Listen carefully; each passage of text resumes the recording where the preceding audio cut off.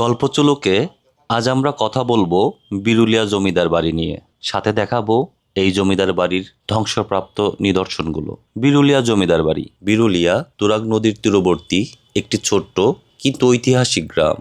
রাজধানী ঢাকা শহরের অদূরে অবস্থান হলেও অনেকেই না জেনেই প্রতিদিন এই গ্রামের পাশ দিয়ে চলাচল করেন। অথচ এই বিরুলিয়া গ্রামেই ছড়িয়ে আছে 10টিরও বেশি ঐতিহাসিক স্থাপনা, যার মধ্যে সবচেয়ে পরিচিত হলো বিরুলিয়া জমিদার বাড়ি, যা স্থানীয়ভাবে রজনীকান্ত ঘোষের জমিদার বাড়ি নামেও পরিচিত।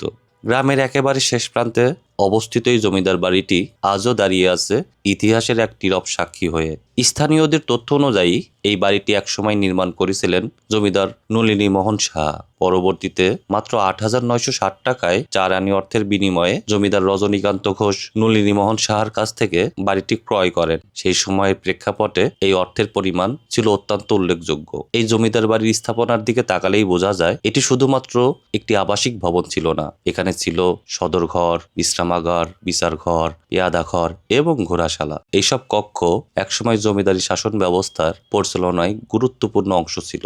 বিরুলিয়া অঞ্চলের জমিদারি ইতিহাস শুধু রজনীকান্ত ঘোষ বা নলিনী মোহন সাহাতেই সীমাবদ্ধ ছিল না। ইতিহাসে আরো কয়েকজন প্রভাবশালী জমিদারের নাম পাওয়া যায়। তাদের মধ্যে উল্লেখযোগ্য কালীকুমার সাহা, তরকচন্দ্র সাহা, গুপিবাবু এবং নিতাই বাবু।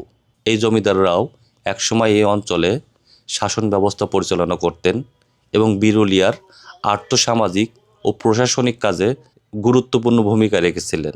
ঢাকার কোলাহলের ভিড়ে হারিয়ে যাওয়া ইতিহাসকে কাছ থেকে দেখতে চাইলে একদিন সময় করে ঘুরে আসতে পারেন বিরুলিয়া জমিদার বাড়িতে।